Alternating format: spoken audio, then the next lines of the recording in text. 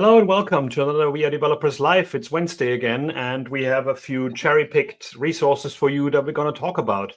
Dan, how are you doing today?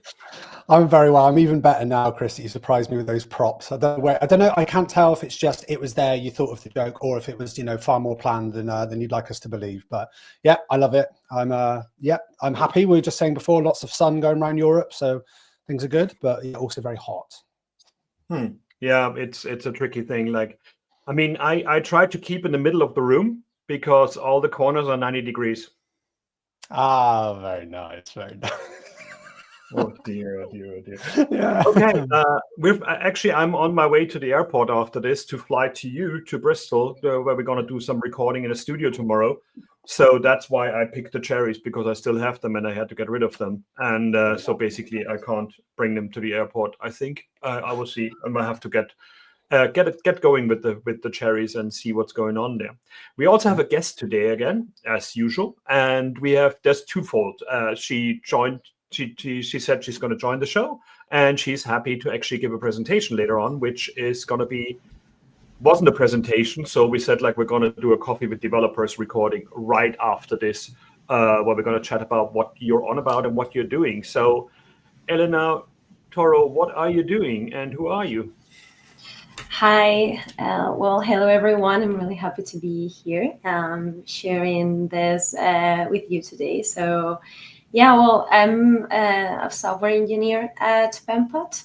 I've been working here only for months, actually. So I joined pretty recently, but I knew the company for a long time. And yeah, I'm based in Murcia, which is actually a really hot city. We were talking about that before the show. So yeah, but I'm used to it. It's fine. It's like every summer. And yeah, that's it. I've been working for almost 10 years, mostly on product development, I say. So I'm kind of a generalist developer. Actually, before joining Penpot, I was working as a backend engineer. So it's like, I would say, yeah, I'm a generalist, which means a bit of everything, but not a lot of a single thing. Yeah, that's all. So you're now in Madrid? No, I'm in Murcia, it's like 3 hours by car from Madrid. It's really close to Alicante. It's also really close to the sea. So yeah, it's a nice city. It's horrible. How do you cope? This is just, this is amazing. Yes. So the company is though in Madrid, basically, isn't it? But you all work remote? Yes. Yeah, we work remotely. I usually try to go to the office at least once a month, and we have team catch-ups as well. So we see each other kind of often, I say, but yeah, usually go at least, as I said, once a month to Madrid. I go by train, and I stay there for some days. So actually, the office is so cool. So I really love going to the office. But yeah, the team is working mostly remotely. Yeah. That was one of the cool things working for large corporations, that basically you always have an office in every city you visit. Like whenever I was at conferences and I had to leave the hotel by noon, I actually went to the office of my companies back then and had a coffee before I went back to the airport. So with coffee, with We Are Developers, we don't have that at all. So basically we're just staying in places and try to find coffee places to work on. But it's great that there's still companies out there that do the not forcing people to come back to the office. So it's an interesting battle we have to do right now.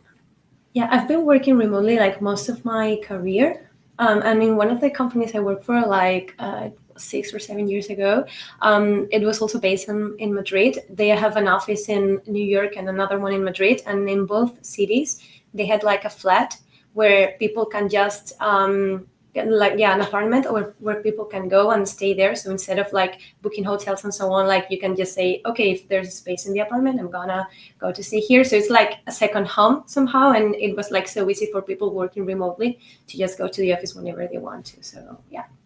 It's actually much cheaper than getting hotel rooms for people all the time. It's a very, very clever thing to do. Yeah.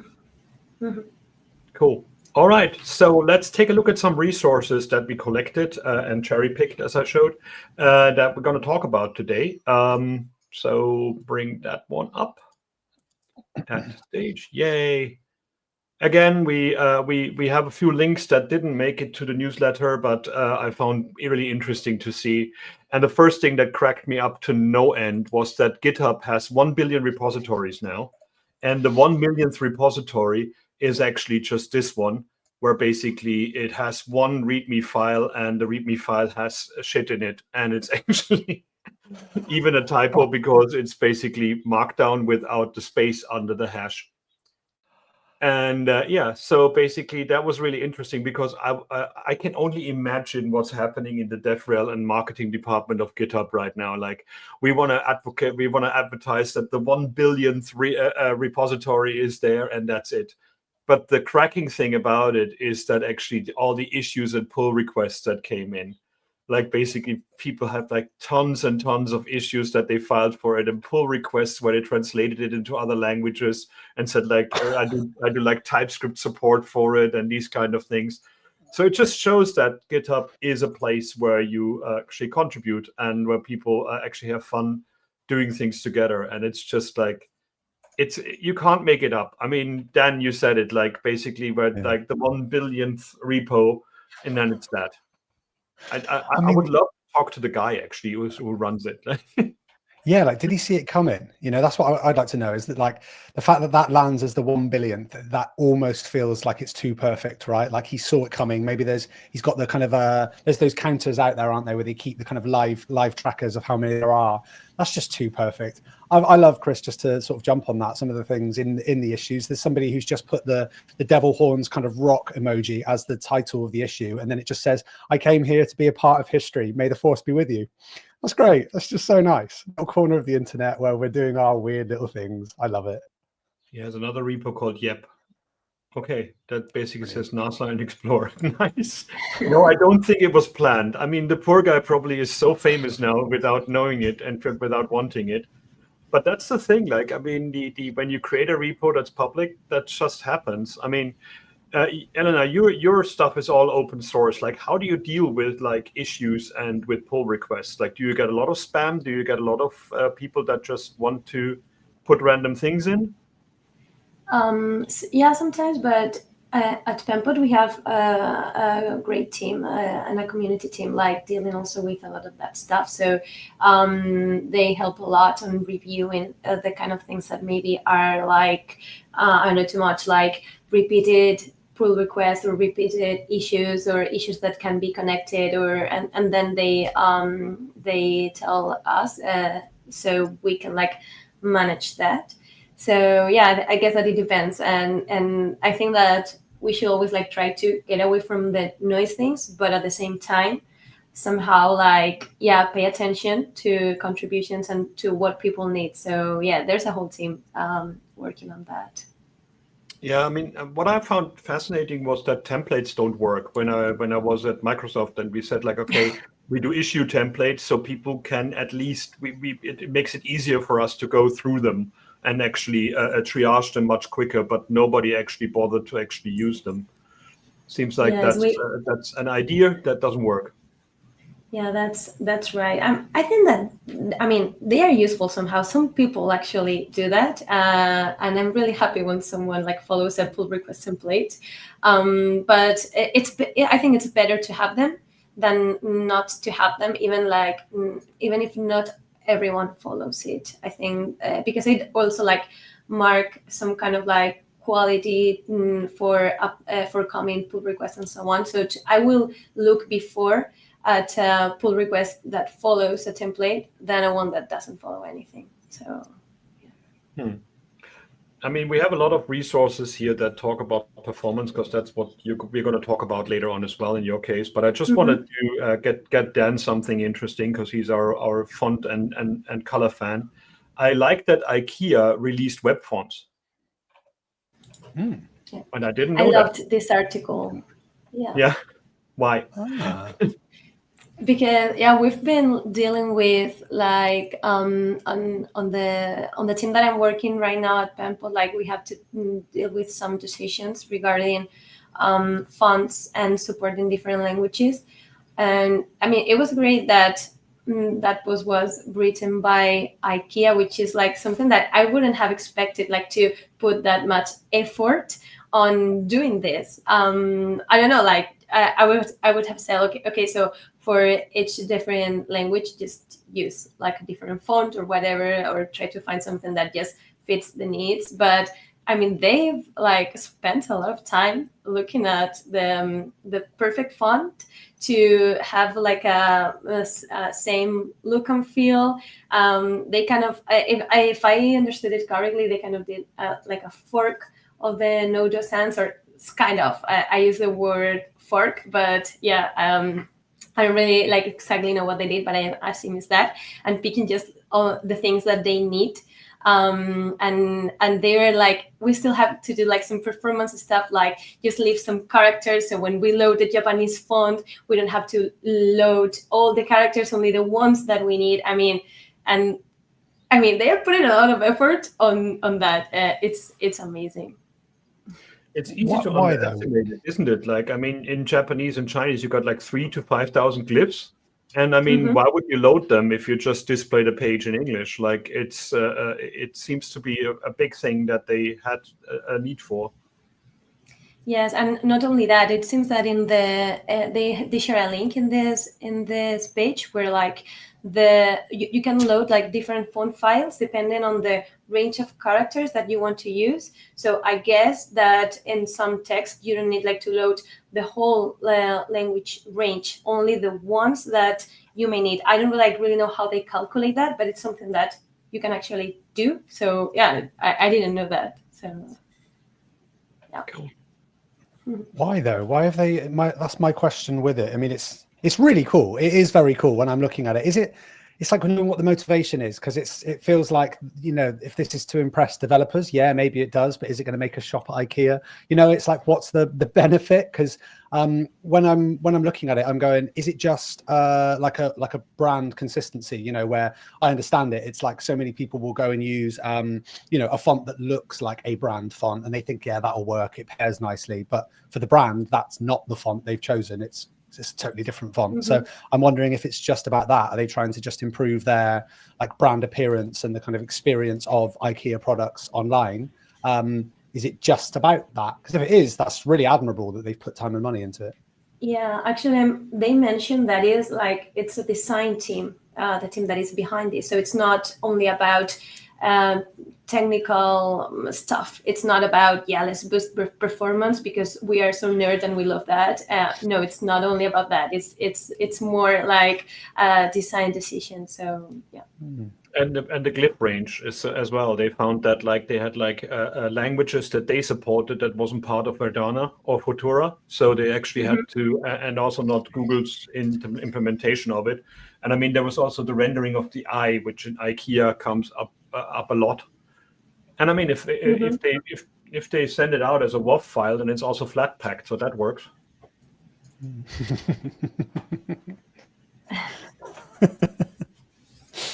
Oh, Chris. Oh, dear. So last time we had the links cars and stuff like that, and we talked about the absolutely atrocious websites out there. And there's an interesting article about like if ugly websites sell better, and that basically conversion rates of people that have like terrible designs. And seems like there is a point to it. And I mean, if it's just notoriety, I guess. But like, is it just a thing where you see the website for the first time, holy crap, that's horrible, and then you just basically, okay, you never go back, or you buy really things about it? I remember people that I know, designers that work on like leaflets of supermarkets that they throw into your post box, although you have a sticker on it, no appetizing, and they make them deliberately look terrible because it actually then looks like you're getting a bargain. If they were styling them properly, people would be thinking those supermarkets are expensive. So that might be the same logic here. I guess there's something. Elena, do you think that you know, is there any? Are there like cultural differences as well? Because we've drilled into this a few times and sort of said it's all so subjective, because if you look at a lot of the Japanese web, for example, it almost takes the opposite approach. You might think that minimalism is such a like common sort of design trend in sort of Asian countries, but you'll see on the Japanese web it's the opposite. It's like maximalism. It's as much as you can possibly get. And does that tell you something about just how we consume websites, or what we look for?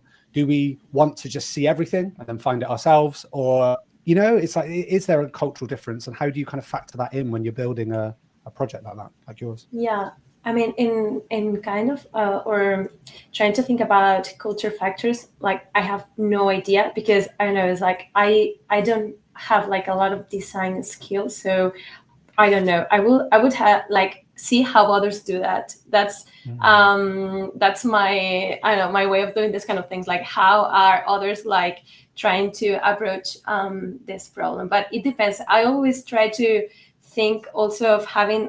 It's true that there are some like designs that apply to everything, and like Chris was mentioning, like if it's too similar to another thing, where like, and you have some preconceptions about that, like. I know another website that looks like this one and it's expensive or it's whatever. So then you're going to bring these thoughts onto that side, right? So maybe always trying to put some kind of personal style on it.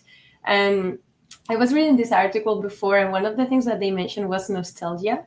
But I'm like, does it really work? Because like, people grow, but other people come, so they are not going to feel nostalgia anymore. They're like, this is ugly, I'm not going to be here. So I don't know if it's a fact, or feeling like, oh, this is how my blog used to look like 10 years ago. So yeah, I don't know.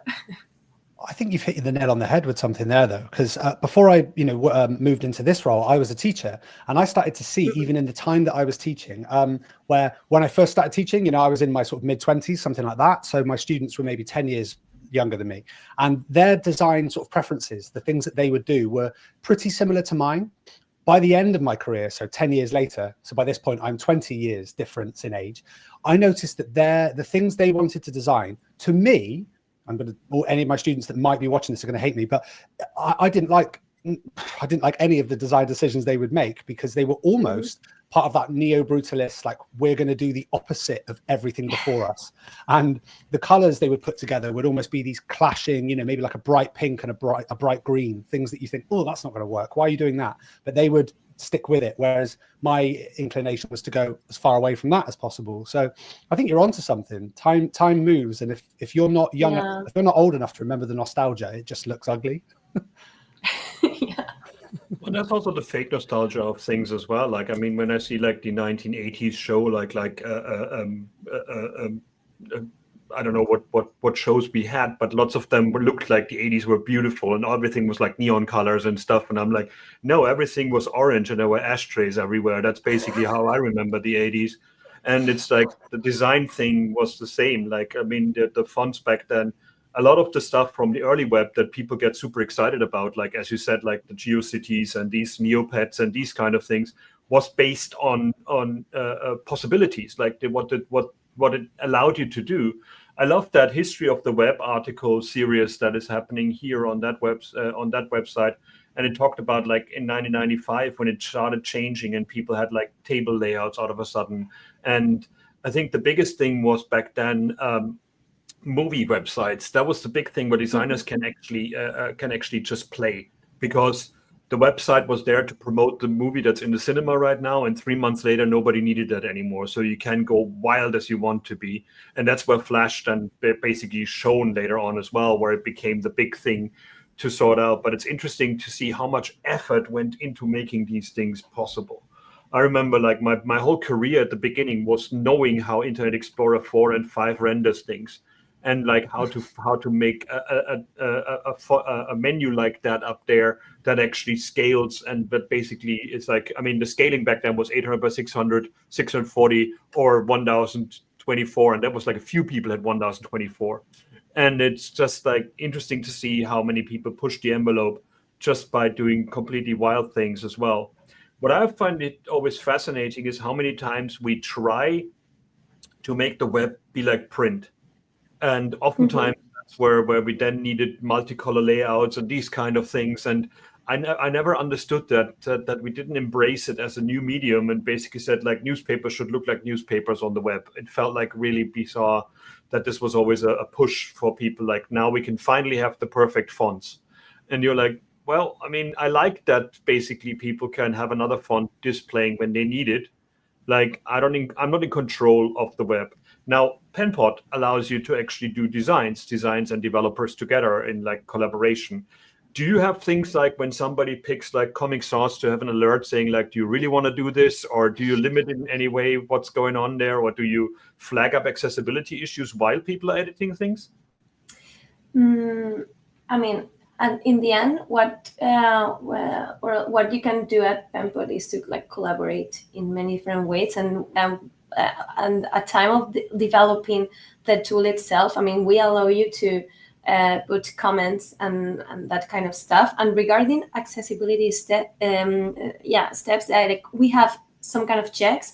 We also, there is like a great plugin regarding accessibility, but there is no kind of like steps that you have to follow to make something look nice or standardized, because at the end, like you can do whatever you want. I think that this, like the feeling of having something that looks bad shouldn't stop creativity. So like, how do you put that? Like, no, don't use Comic Sans. I mean, why not? Or Comic Sans is a really accessible font for a lot of stuff.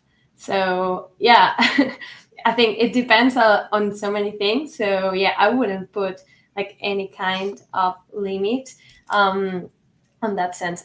The other day, you have mentioned before, if I remember correctly, Neobrutalism. The other day we had some kind of internal talk because one of the developers was asking actually like, how is this style or design called? And we were like, yeah, this is Neobrutalism. And some designers were like, it's horrible. Like a lot of websites look like that. And I was like, I thought it was nice. I kind of like it. Why is it that bad? What am I missing? So I don't know. It's like, it depends a lot on the person. But yeah, it was really funny that you mentioned it because there's like a lot of discussion on that. It's a really sort of hot topic, I suppose. I mean, Chris, if you wouldn't mind, bring up the Gumroad homepage, gumroad.com, because that's a really good example of what we're talking about, the Neobrutalism. Because on Gumroad, Gumroad.com, yeah. Because they've got, if you sort of see how theirs is, it's there like, I think from memory, it's like pink and yellow, and it's yeah, the big sort of, there you go, pink and yellow. There's a visual memory. But there's a really good example of it, you know, where somebody said to me once, the whole point of sort of Neobrutalism or brutalism is like pure function over form. So like it's purely about how you use it and not about how it looks. And for me, that's really hard to get my head around, because to me, they are very much the same, two sides of the same coin. So I guess I know what you're saying there about, you know, it's really hard to tell somebody that this style is not nice, because you either love it or you hate it. There's no in between. But it's definitely been the big trend for the last few years, I think, that we've seen on the web, for sure. I think the irony of it is that basically it only looks good because of the rendering of browsers these days. Like if that would render like a 1995 browser, it would be all like pixely and terrible, and like there it would be it would not be as smooth. This is the thing where people, I mean, when people always show like pixel art and they say like, oh, it's great you sell the pixels. And I remember doing computer games in the 90s, and I'm like, we did everything so the pixels wouldn't show. You know, we put colors next to each other that would blend into each other, so anti-aliasing, so you wouldn't see single pixels. But like, and then nowadays it's like, oh, that's what they looked like, and I'm like, no, it was CRT monitors back then, or TV sets. So every single pixel was just a blur, and it's not like that. The harsh, round things that you can see here. It's quite interesting to see. Yeah. And so it's like as technology evolves, it allows us to make uglier designs. Yeah, and go back to like old designs and pretend that they were like back then. And this reminds me of like school books from the 70s that I had, like with like really bad comics teaching you French and English kind of thing. So it's not a good connotation at all. There is a search engine that I found interesting as well, which is called Weeby.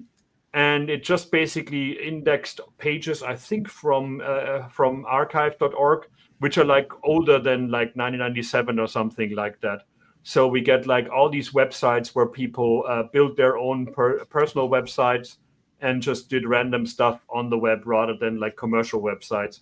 And I love that, because I think we should not hold back on this kind of stuff. Like, just if you want to publish random stuff on the web, do it. The web is still there because of that.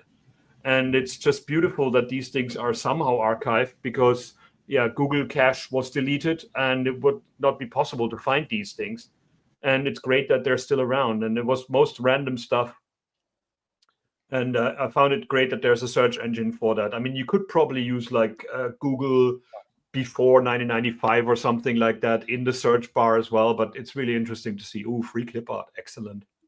Don't you love that though? The way that it's like, I almost think of it a bit like where you see so many like YouTubers now, and they're these big sort of, they've got these big studios and they've got sponsors and they're like a real company, let's put it like that. But so many of them started doing like, I don't know, skits or things on Vine or like little sketches. And they had this like real rough kind of charm, you know, lo-fi, not very good equipment, no lighting, no real script.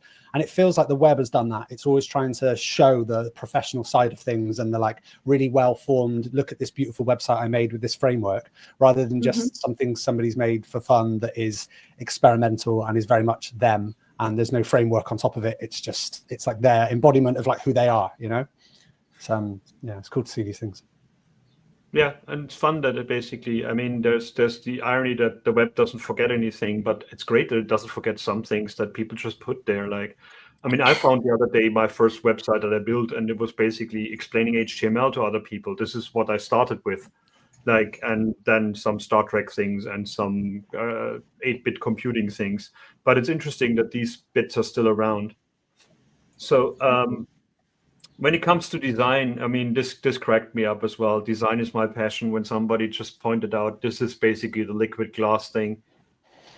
And it's so easy to take the mickey out of it. But at the same time, I mean, I have a friend of mine who works on accessibility in Apple. And he said, like, I know you all point out that this is not accessible at all, but believe me, probably somebody in a company like Apple had that conversation for the last 7 months.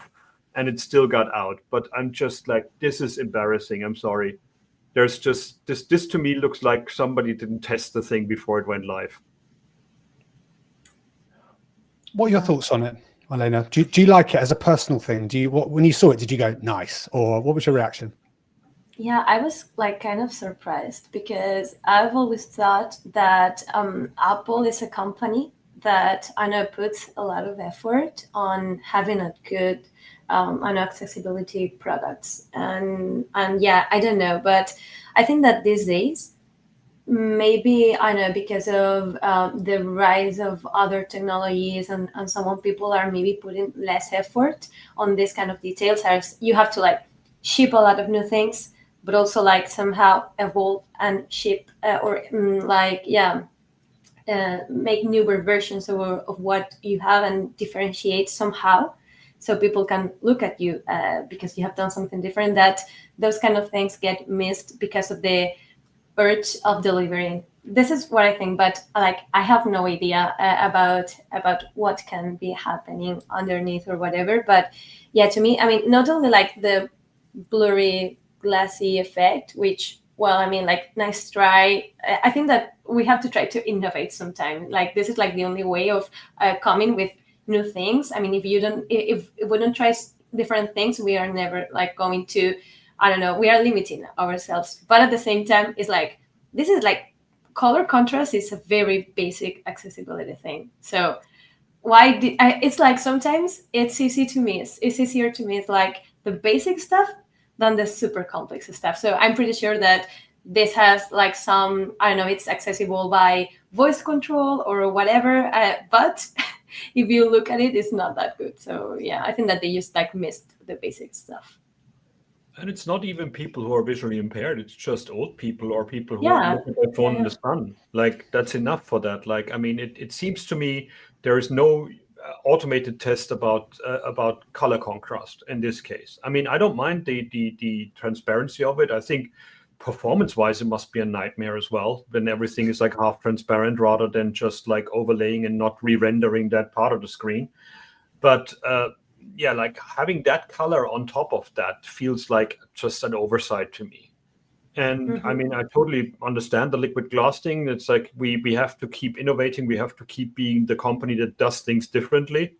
Then again, Windows had Aqua that had just the sidebars of the windows looking like that. But it feels like it's forced change to a degree. And I wonder if it's to distract from the fact that the intelligence AI stuff didn't work out the way they wanted to. Might be, you know. I love that. I love that toot about it, where somebody said like transparency should be used transparently. But it looks so nice. That's the problem, isn't it? Is like, you know, we probably all remember the days of when you had to like fake transparency, doing sort of GIFs in the corner to try and make something look like it had rounded corners or whatever. And so it is nice. It's like, especially if you're doing anything like video, it's a great way to layer things up. It's like transparency is such a useful thing, but you definitely can forget about, you know, how much kind of how taxing it is when you've got loads and loads of layers and maybe they're animating and they're transparent, etc. Yeah. It kind of fired off the old confusion, though, like when people say like, oh, you got to make it pretty and then it's not accessible. So that's the thing where a lot of times when there's innovation and people say like, yeah, we're going to make it accessible later. And you're like, oh, no. And I love this article about it, where basically they said like that designers have no excuse anymore, that you can make things pretty, animated and accessible just by doing the right thing. You know, like the accessibility of the sign-up experience on GitHub was the example that she showed. And it's just like by testing if animations can be seen or want to be seen before you do them, by testing if the font size is big enough and doesn't break apart if you resize it 3 times, you're already 90% of the way there. And it just fascinates me that people are still thinking like, oh, I got to make it pretty first, and then I think about accessibility as an afterthought, because that will never give you accessible results. Yeah, totally. Actually, to me, like those transparency elements were like elements that were meant to be like kind of second-class situations, like somehow something that is only meant for styling purposes, or for something that where you don't have to look at directly, just that are around and that are not that important at that moment. So this change like kind of means that they are like bringing this to the first layer, which is I don't know, kind of contradictory to me. But yeah, at the same time, for example, there's and this is a request that we've been having at Penpot for a long time, which is being able to add this CSS property, the background filter, to be able like to make it a bit blurry and so on, which is something that we don't currently support in the current render. And it's been like requested a lot. A lot of people want this feature. So what I don't know, like understand from this request is that people want to kind of use this blurry transparently thing. So I don't know why, but I guess for modals and pop-ups, that's where basically people wanted mostly to blur the background. I mean, SVG had that functionality for decades, and you could use that instead as well. But it feels like whatever you do, it's going to be a rendering issue. Some of Almu in the comments also said that the whole thing is a battery drainer, and yeah, to a degree it is. Every time you do drop shadow and transparency, I wonder what the new iOS version does about that. It would be interesting to see if there's a feature that actually makes sure that it's rendered somewhere else. I think Internet Explorer 9 was the first one to actually cache CSS gradients, for example, and all the others were slowing it down. So might be something like that as well, to basically make sure that it actually works out. Yeah, I remember having really bad laptops and like Linux machines and turned off transparency on everything just because it was too slow to actually move windows around. And now we have it on a mobile phone. Like that's even weirder. I was on the beach last week here on the Baltic Sea in Germany, and as I'm ginger, I actually stay in a little tent on the beach, so that basically I don't burn. and my phone turned off because it actually said it went too hot because in there. That never happened to me before. Yes. I didn't know that was a feature of Android. It has happened to me a lot of times, not only with my phone, but also, yeah, with tablets and other devices. So, yeah.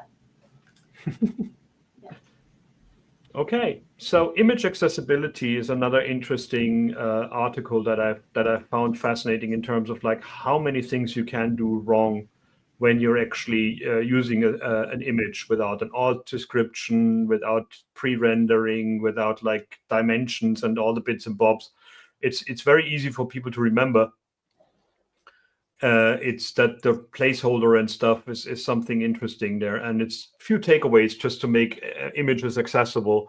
And it's so easy to do it right, but we most of the time don't do it. I mean, the amount of times I see social media posts without alternative text, but that's because on like every platform, I know it's like a 3-click exercise to put alternative text on an image. It's tricky, isn't it? I wonder if there's a way they could actually make it so that you get rewarded if you do it. I know there's almost no benefit to the actual social media companies to doing this, right? But you would think it would just be a really good like upgrade where if they could say, okay, it's in the algorithm that like images that have got alt tags are more favorable to the algorithm, more likely to get exposure and kind of actually be seen by people. To me, that would be like a really good way of just saying it's now one factor, a bit like with SEO, loads of different factors. But it'd be a really good way of saying, we're just going to encourage you to do this, and we're not going to make it an obvious thing or force you. We're just going to say you're going to do better if you like. More people are going to see what you post if you do it.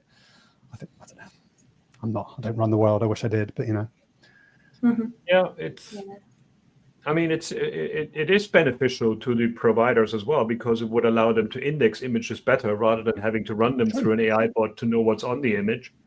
Yeah, true. You know, but then again, alternative text should not describe the image, but should actually give the mood of the image as well. So that would be an extra feature as well that comes in for properly written alternative text. Yeah, I was actually thinking about that. If with AI, it's going to be like in the upcoming. I was going to see years, but maybe in the upcoming months. Like, let's say that maybe developers don't put that much effort on putting alternative text because they think that there's gonna be an AI that in the browser or in the applications they use, people use it, that is going to like just do that function.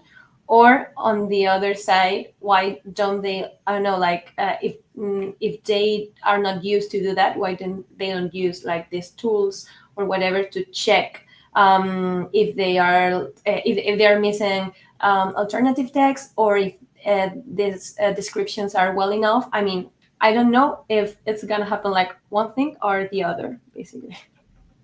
Yeah, I mean, there's also the problem when you have like content management systems saying like add a description. Like I think a description is a different thing from a caption, from an alternative text, from a title. I remember title attributes have always been abused for like showing extra information when you hover over things rather than just like being a title that gives more information when it's just an icon or something like that. But it was never read out by screen readers properly, so it was not it's a messy thing. And the amount of times I had customers in the early days of the web that actually said like, how can I style the title attribute? Like, how can I actually So people wrote like JavaScript functions that would create an after element with CSS based on the title attribute. So you could do that in CSS only as well, but it was all not accessible and it was all really bizarre to actually do that. But alternative text can even be styled, because when the image can't be loaded, you can actually show it differently than just like a broken image and just a text showing. So that was an interesting thing I found out the other day as well. Keyboard accessibility is another thing that I found very fascinating. This article about like what can you do to actually make a website properly keyboard accessible, and it's so many people need this, and it's so easy to do right, and so easy to not put to just put an outline none on hover, and then you wonder why people can't navigate your website. But I can encourage anyone to look at people that are dependent on a keyboard, what they actually use the keyboard, how they use the keyboard to navigate. It's not tabbing from one area to another. There's lots of other things in there, and it's it's interesting to make these, to think about these different idioms that we do. I mean, it was very easy when smartphones came out, and out of a sudden everybody was like, oh, I gotta support touch now, because we had a cool phone. But with a keyboard, people never thought of it, because that's like 1970s technology. We don't want to do that. But it was interesting that, like, by making it easier to navigate that way, you probably make it easier to navigate for everybody else as well. There's something about, Chris, I remember you saying about earlier on, you said, why do we try to make the web like newspapers and try and make them, you know, kind of, it's almost like, you know, we have this idea of, if you're in the West, you read left to right, you know, things like this. So we're putting our kind of justifying things to the left. In some ways, when you make something keyboard accessible, it's making you think about how that is consumed in, it's very hard to describe this, like in a logical order. Something very simple like tab index we saw the other day was on a Google page, and you could not actually get to this menu that was covering the present button on Google Slides. So it meant that our speaker, who was using assistive technology, could not actually start their own presentation. They had to say to somebody else, can you put it on your screen? And it made you think, well, what they haven't done there is, like, if you're making a newspaper with the hierarchy of your text, you're saying read it in this order, like from the top down into this subheader, down into the body. And just by doing something really simple like tab index, you're actually saying, and the tab order, you're saying, I want you to consume it in this order. I want you to go through the page. And so we're actually, like, it's not just about accommodating people that are using assistive technology. It's for ourselves thinking, how is this supposed to be consumed? It's not just a load of elements thrown together from top to bottom on a page. We want people to consume it. So yeah, it's definitely something, Chris, after we saw that this week, it's made me think a lot about, actually, it's not just an accessible layer that you do at the end. It's about how your page is going to be consumed. Yeah, I think that I have never thought about tabbing index this way, but I think that, like, yeah, it's really smart. Like, when you put accessibility first, it's not only about making things accessible, but like designing them in a specific way that makes sense, like, as a whole. Yeah, I agree with that. And oftentimes people just think too complex. They put like a tab index attributes on their HTML rather than just keeping the order in the DOM sensible. Like, I mean, just put your content up first and then use CSS to shift the stuff around. Like, it's totally fine to do that. Like, the menu with the 5,000 things should not be the first thing I tab into. That's where skip links come in as well, which is very important feature that's very simple to do. And it's just fascinating how many people don't think about that. But yeah, it's interesting that every time we use something, it becomes tricky. I love this as well. Like, there's a responsive image linter idea. Like, responsive images are a very, very important bit. Of course, you don't want to load the large pictures. You want to load the simple ones. And this one is like, how many steps? I don't know. Lots and lots of steps that basically says, like, this is what you do wrong about a responsive image. And I find that oftentimes content management systems or like image editors like ImageX or these kind of things or Cloudflare would generate a lot of this code for you and make a lot of mistakes doing that. And this is a very, very detailed article about this, and I found that fascinating because I actually hoped that the libraries would do that for me, or WordPress or something would do it for me, but they make a lot of mistakes in that. Yeah, that's right. The other day I was using Astro for a personal site of an event, and they sort of like provide you like some picture and image components that kind of like do that for you. And I was looking something for that. Like, I don't want to put like a lot of effort on doing it like on myself step by step. So I was like testing different tools, and I have to dig deeper on that. But it was like pretty nice. Like, you can like change, take a look at the website on different devices, and it handled like everything pretty nicely. So yeah. I think the one I use with Next as well is very similar. You know, Next.js. They've brought in a lot of things like, you know, making lazy loading really simple. And I think now you even get a build error when you don't include an alt tag. That might be a warning. I'm not sure, but I've got a funny feeling you do. Maybe you can configure it. Yeah. Yeah, but it's things like that I've definitely noticed an upgrade in the last version, really, with handling that, because I found in the past it was almost impossible to get it to actually look good when it was responsive and be confident. It feels like now you've got a lot more control, and it's things like sizes, having that. Exactly. Yeah, that's right. Which brings me to this one, which is your framework is showing, which is a bit of a rant about like what frameworks actually intercept with what you're doing, and it's interesting to that graceful degradation seems not to be a thing anymore, and it's interesting that there's a lot of old people ranting about this, and I mean. I kind of gave up on frameworks a long time ago because I don't have time for them anymore. I'm like, every week there's a new thing that actually is the right thing to do. I mean, React is now 10 years old or something or more, and I didn't even realize it's just that old. So, yeah. But yeah, it seems that's right. We came full circle from like developer convenience to developer annoyance about being reliant on the framework and frameworks interfering with our look and feel, as you said as well, with the Astro thing, because they're opinionated. It always cracked me up when people say my framework is opinionated, and you're like, yeah, okay, it's just your opinion. That's like that shows, I guess. But and they get the better adoption. Like you have to be like this like a pushy person to say like this framework does it the way it does because it's better. And then 2 months later, oh, actually, I was wrong. But now it's actually everywhere on the web, and I can't remove it anymore. Yeah, that's right. Actually, for my personal blog, which has like one article, so I mean, it's not like something important, but I've chosen like not to use any kind of framework. Like I use Eleventy for like the blogging system, but that's all.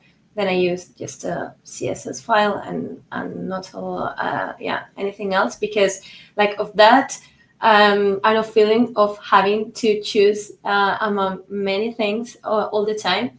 And yeah, it's a funny thing. I told you before that I was like working like almost 5 years as a backend developer, and it was like, what's gonna happen when I want to jump again into front end stuff and so on?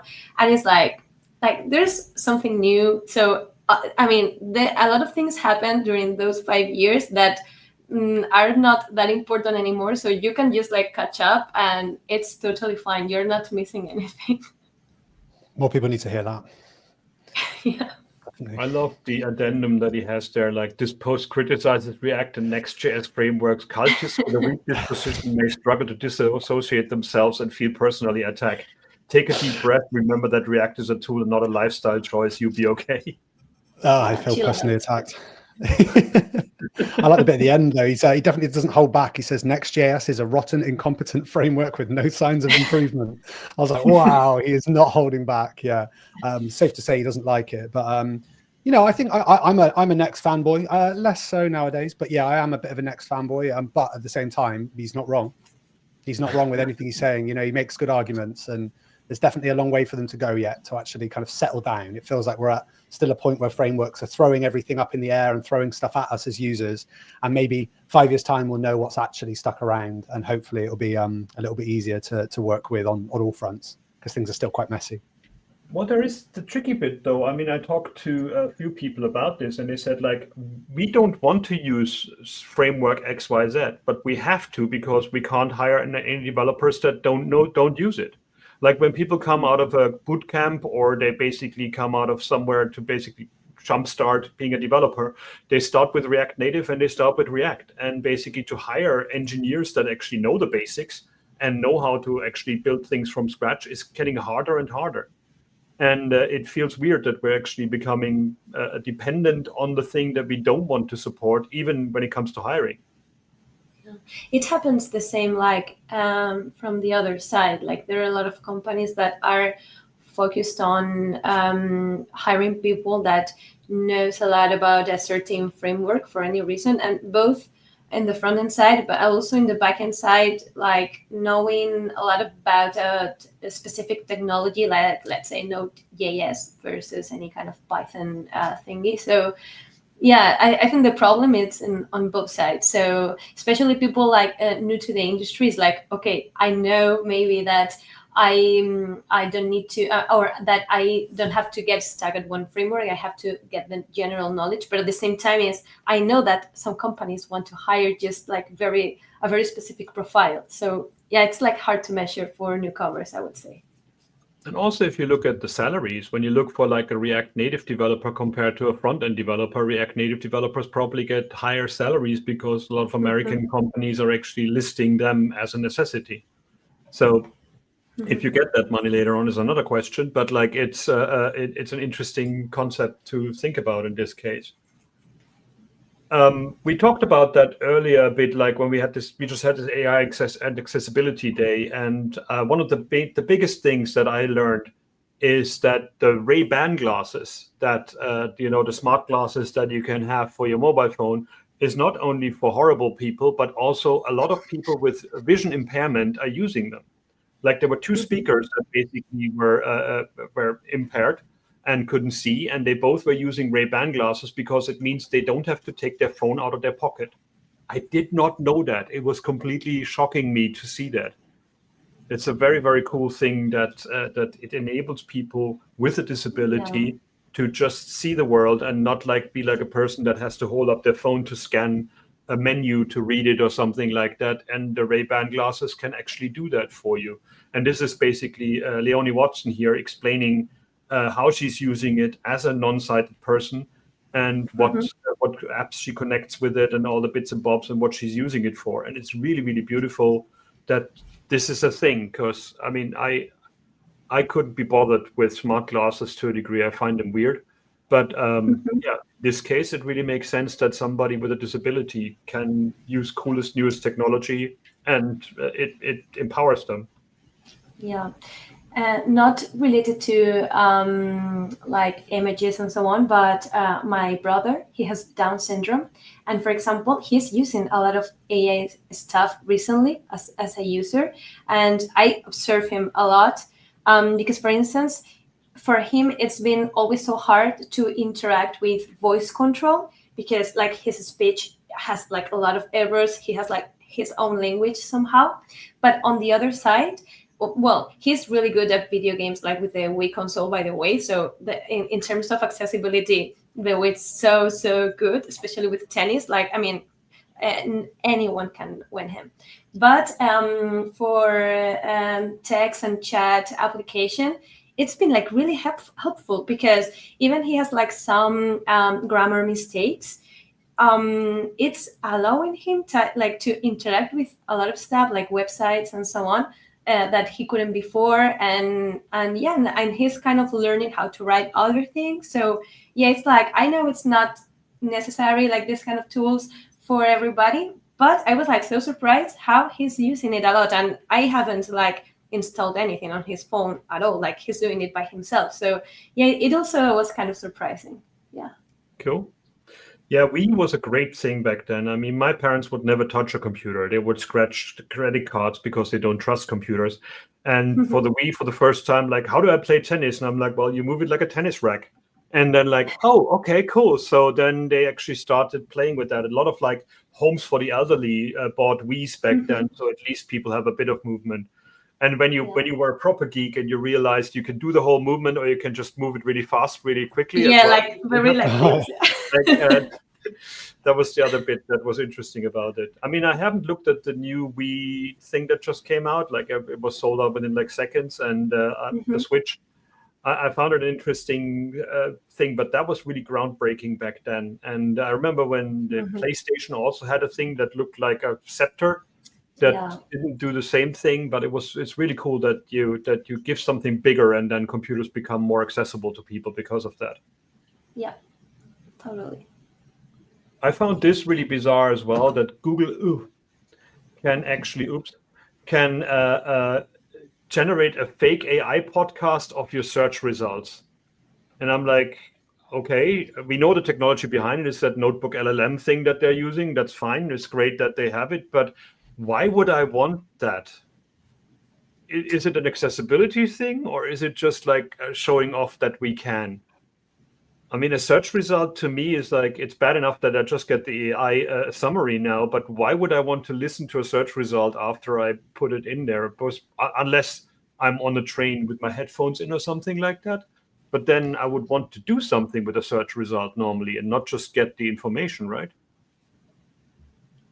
Yeah, I don't know. I think because, and I actually like people that are not used to like screen readers and so on. Like, I mean, the audio is slower than what you read. So I don't know why I would do that. It's like because you want to do something else at the same time that you are listening to the answer.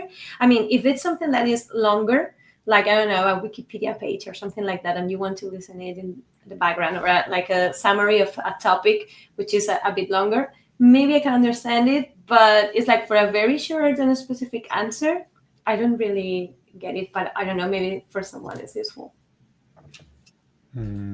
It does feel a bit like, though, the the AI summaries, like they were sort of pushed on us all. And I mean, I did one yesterday. Oh no, it's actually an AI summary that was in a Gmail thread, and I thought, oh, that's pretty good. And then I noticed it was only 3 bullet points. It was quite a long thread, and I noticed the last bullet point was the exact opposite of what had actually happened. Somebody saying like, can you send me this file? And in the summary, it's like they have already sent the file, and I was like, they haven't. So I think for me, it's like it's a bit of a I don't know, it's pushed on us, and it's not actually a great example of what they can do, really, because it's like, well, you can make a lot of mistakes. I'm hoping this is just an accessibility feature that's like useful for a small number of features of users, because it's not you have to manually enable it, so it's not going to be pushed on every user, which is good. But like you said, that was my first thought, Elena. I could just read it and it would be much quicker. So if you're not able to read it in the normal way, then this could be a good feature, but I don't see how it is for anyone else, It's interesting how it's inverse, isn't it? I saw another tool yesterday that allows you to dictate, and it also it runs it through an LLM while you dictate, and actually when you say and doesn't actually show these things immediately.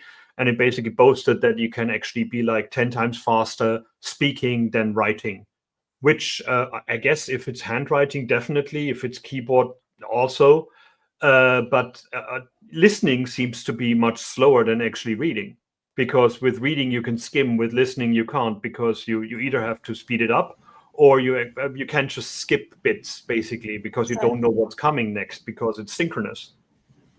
So it's interesting that there's this inverse logic of like being faster speaking than reading, but being slower hearing than reading. Yeah, that's right. It's fascinating. Now we can get started on like going into topics that we're going to cover later on. I love that there's a 10-minute thing about performance debugging and dev tools from Google I/O. Now, I worked on the performance tools in the browser, and I love that they're in there, but holy hell, they're actually complex by now, aren't they? Like, you really, I mean, a 10-minute intro is about the new stuff that's going on there, but it seems to me like to really, really use the performance tools to find out where the problems in your application is, you need to take a longer course just to understand the dev tools, right? Yeah, I agree with that, and this is one of the things that changes a bit. I mean, where you really have to like put an eye on it, because and different browsers have like similar but different features sometimes. So like you have to kind of like choose the right tools for that. You have to know. I think that the hardest thing is that in the middle of all of the things to find out what it really matters, and it's not always like when you're developing, and it depends, right? Like when you're developing a static or not very expensive website versus developing an application, like when you want to check performance, you have to kind of know where you have to look at. So like what kind of functions, what is your flow, why sometimes a function takes longer than another is because you the first time I don't know, like nothing was cached. So the next time is faster just because it already has the information. Or why at some point is it slower? Is it because it's doing something specific, like, or because you have interacted with that? Because you can also know that. You can know if a trigger, like a point click or whatever, has like triggered the function. So you have to I don't know, investigate a lot on that, and sometimes it might not be that trivial. And you also have to know somehow how to like use your code to check performance. So it's not just about opening the browser and check, or generate a flame graph and dive into it, but also like I want to put a mark on here because I've seen that this function is expensive, so I'm gonna check how long it takes and whatever. So yeah, to me, like there's a lot of things that you have to know about that, and it's kind of intuitive sometimes, but at the same time, I think it's kind of hard. So yeah. I mean, also because these tools were basically built to debug the DOM and debug the browser and also the CSS and all the bits that basically going on in the browser itself. And then, of course, we use libraries to actually work around these things. And that was another interesting little article here about a video about like three different ways JavaScript frameworks render the DOM, actually, how they actually do the DOM stuff that you're supposed to do, not to do by hand because it's slow. And then, of course, as a developer of the developer tools in the browser, I was just like, okay, I can't help you. You have to build your own because you're actually doing the virtual DOM stuff. I mean, I can help you with the final rendering of it, but most of the time when you then see the bugs in the or the expensive functions, you can't even go back to the function that caused it because it's 5 levels above. Yeah, that's right. Yeah, and many frameworks like release their own tools that you can, their own extensions that you can integrate in the browser, not only for like performance checks, but also for like, I know, in the case of React, if you are using some kind of state manager, like you can also debug it. And some years ago, if I remember correctly, they introduced it like some improvements on debugging WebAssembly functions and stuff. So at the beginning, there was like just a bunch of letters and generated things out there, and like they have been evolving that on putting like the right name to the function so you can know what are you looking at. So yeah, I think it's something that evolves a lot, and maybe at some point you find it terrible, but people are working on that, and at some point it's not that terrible. So yeah, it's something that you have to be a bit up to date, maybe. Yeah, I remember source maps tried to be the solution there, but then there was no standard for them and everybody did them differently. So that was another weird problem there. Well, I guess this is the end of the WeAreDevelopers Live for today. We're going to switch over and do the more detailed conversation with you. But first of all, thank you for being on the show today. Any last words you have for people before we go into the Coffee with Developer recording? Anything you want people to play with? Anything you want people to stop doing? No, yes, thank you for inviting me. It was like really fun. It's also fun like to be more up to date into front-end and browser stuff. So I've missed that a lot. So yeah, I'm really happy for being here. Yeah, that's all. Then what's your word of the week? Like your message of the week? I'd say go and check out Penpot. Actually, I'm also saying that because we've got the Coffee with Developers coming up next, and we're going to get to have a little look at it. But yeah, there's some exciting stuff happening there. So I think it's really nice to see someone who's not Adobe XD and is not Figma doing something that's kind of designed to be the place where designers and developers meet. So it's a very long-winded way of saying go and check out Penpot, but yeah, it works. Fair enough. Okay, cool. So thanks for watching, and we're going to stay here. So probably you can look at the feed as well if you wanted to, but we're going to change the branding now because we're going to start editing this. So this was WeAreDevelopers Live for today, and stick around to see more of Elena in a second.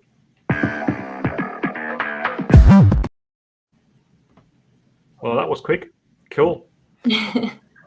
All right.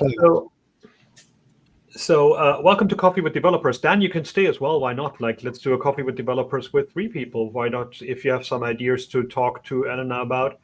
So one thing we planned this to be a talk about what's happening at Penpot and what's happening with the new rendering engine that you're doing. So give us an overview of what that actually means. Like, why reinvent rendering in the browser? Is the DOM that bad? Well, discussion started at the company like way before I joined the company. I'm joined on February this year, so like a lot of decisions and a lot of concerns that people had at the time happened like, let's say, a year ago, more or less. So it's like a lot of design tools are currently using the canvas for rendering stuff. I mean, there's like, this is the way of doing things. Like, we've been working on, like, I mean, we as a humanity have been working on graphics for a long time, and having a canvas, having a context where you can like render shapes and have control over what you are rendering directly it's just something that is like standardized somehow. So I mean, and this technology has been applying for, I don't know, map rendering for a lot of time. So any kind of application that uses maps uses a canvas with a WebGL context.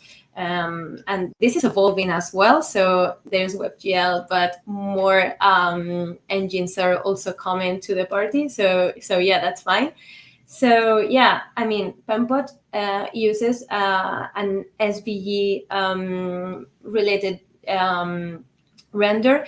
And one of the things that people were asking a lot was about, can you like improve performance? Because at some point, when you have a huge design with a lot of elements, it's something that, I mean, you want people to do whatever they want on the platform. So we don't want to limit in that sense. So it's true that a lot of performance improvements have been done in the past. Like, for example, you don't render, I don't know a lot about this because I have not worked on that render ever, but I've seen it a little bit. So basically what happens is that for some pieces of what you are seeing in your design, it's what you see is like a thumbnail. It's a picture of what it is there. It's not the SVG itself, because it's very expensive to keep rendering all of the time.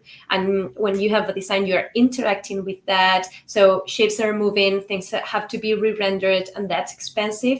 So basically, that's one of the reasons why we are working on just like keeping all the definitions as they are. Like, anything of it is gonna change. All of this is the same. So in terms of, let's say, look and feel, for the users, there's gonna be no difference. There's no difference. In any case, it can be better, because for some scenarios, you're not like rendering a static image itself. Everything is interactive, right? So I worked a long time ago in a company that was actually like rendering maps stuff, and there is like a famous sentence that is like, raster is faster, but vector is corrector. I don't know if you've ever heard of it, but right now it's not that way, because raster can be super fast, and raster can also be correct somehow. So it depends a lot. And also it's true that now we have like better technologies that make vector rendering, let's say like that, like faster as well. So yeah, I mean, things evolve, and it's like a never-ending discussion somehow. But yeah, so we've been working on this month is basically to migrate all of the things that we have in the current render to the new render, which is basically draw everything into a canvas using a 2D graphics library. So you can interact with it on a very smooth way, and we can like rocket the amount of shapes or elements that you can render on your design, basically. So that's like a summary. You're using the live canvas in the thing, or an output canvas and an off canvas to actually do the animations and stuff? Because that was always the thing when I did games. Like, basically the live canvas in the browser was always just a display of the one where I did the calculations, because then it didn't cause a re-render in the browser. No, I mean, everything is being rendered directly in the canvas, but we are like evolving the way we are rendering things there. So for us, it's not like just put it there and the browser or the canvas handles it. But in our case, for example, we are using a tile system. which is not implemented by the library that we're using. It's something that we are doing by ourselves, which is basically to divide the canvas on different tiles, and decide how to render, decide what to render. So if it's out of the view box, we don't render it. For that purpose, we use like very simple intersection checks. Like if the bounding box it's inside the viewport, then we re-render it. Also, the order in which the shapes are being rendered as well. So we have some logic behind the scenes to do that, but it's all happening like, let's say, in real time. So what you see is what you're doing. There's nothing differently. It's true that for these tiles, each tile, I mean, we can go like deeper into that part later. I don't want like to overwhelm people a lot at the beginning, but basically each tile can be cached. So it's true that you don't need like to re-render it every time. We use a library which is called IKEA, developed by Google, and it's the one that they used for, let's say, all of their products and so on, and it's being widely used on other products. Is open source, and it allows you to create what we call surfaces, and you can like handle what happens in a surface. So you don't need like to render everything all the time. You can like select or say what you want to render and how, and cache the tiles. I mean, if you're, for example, only working on a shape that is contained into a tile, you don't need like to re-render anything or to recalculate everything else. It's gonna be like just static as it is. So yeah, we are, and this is something that we are evolving, like how we are deciding what to cache and what not. What are the most expensive functions when it comes to recalculate shape positions? Because it's something that also happens, like in a design tool, for example, if you are implementing a grid layout or a flex layout, which are concepts from CSS or web development, it means that you're touching, you are designing a shape, but then the rest are moving, right? So how do you calculate like which other shapes are involved into that rearrangement? So yeah, it's like knowing what happens and knowing when you have to render things. Also, not to create that kind of feel where things are a bit like, oh yeah, we are rendering, like you want it to be as smooth as possible, but keeping like a smooth interaction. I mean, we had like tile engines before, like Leaflet and these kind of things that were used in Google Maps and Yahoo Maps back then. And that was the whole idea. Like the problem that I always found with like Canvas is like it's pixel based and it's a fixed size. So you basically have to render into it. And with the DOM, you keep the state on the elements. Like you basically you can do an undo, you can do a redo. With just a canvas rendering, you need to simulate the state or store it somewhere else. So doesn't that mean that there's a lot of like state somewhere else that uses a lot of memory rather than just like helping with the rendering? Yes, I mean, there are two sides here. So one is what I mentioned about the surfaces in IKEA. So each surface has like its own memory managed and is isolated from the rest. And at the same time, yes, we handle a render state manually. Basically, so on each update, we decide what is updated into that state and what's not. And we do, and the way that we have decided to do it, and it was, I mean, I say we, but I don't know exactly like why we took that decision, but they tested like a lab stuff and it was like the best outcome for what we wanted to do.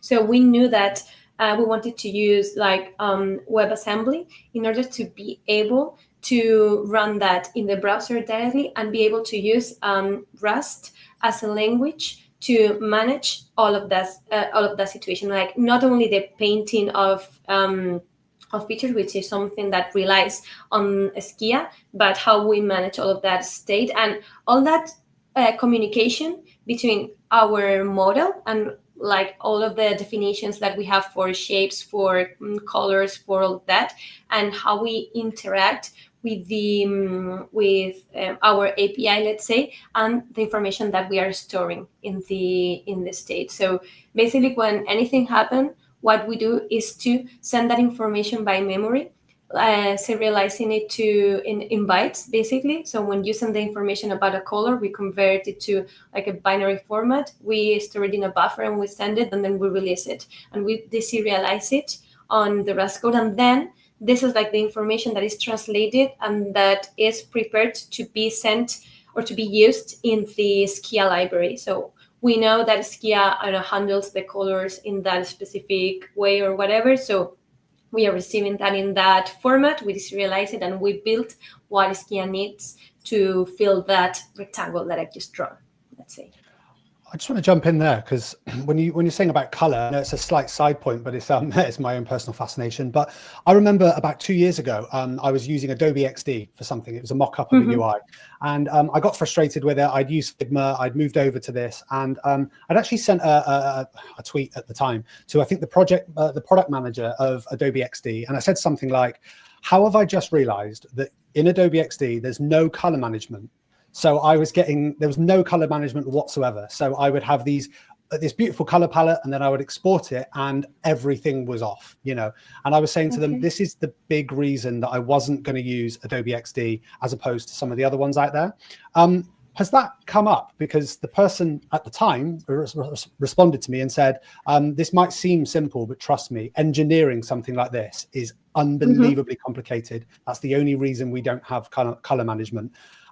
So how does Penpot kind of handle things like color?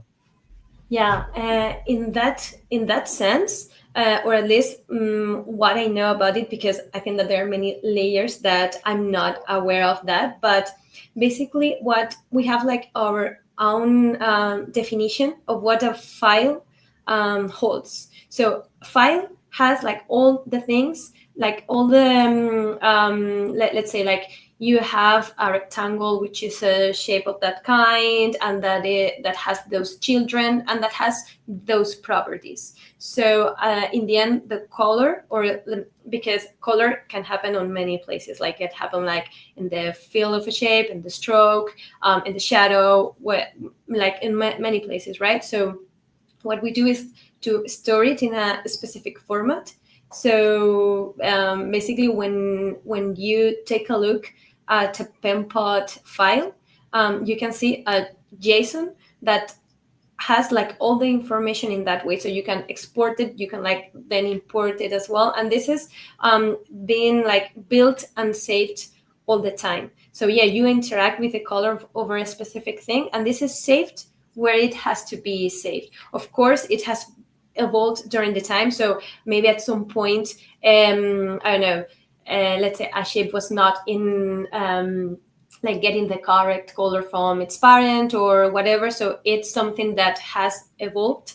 But yeah, I don't know if that answers your question. We also have like at Penpot, one of the things that I really like about is like it tries to follow standards as like a way of working. So for us, for example, being able to let the designers to have a design system and let you use the design system to what you are designing is crucial.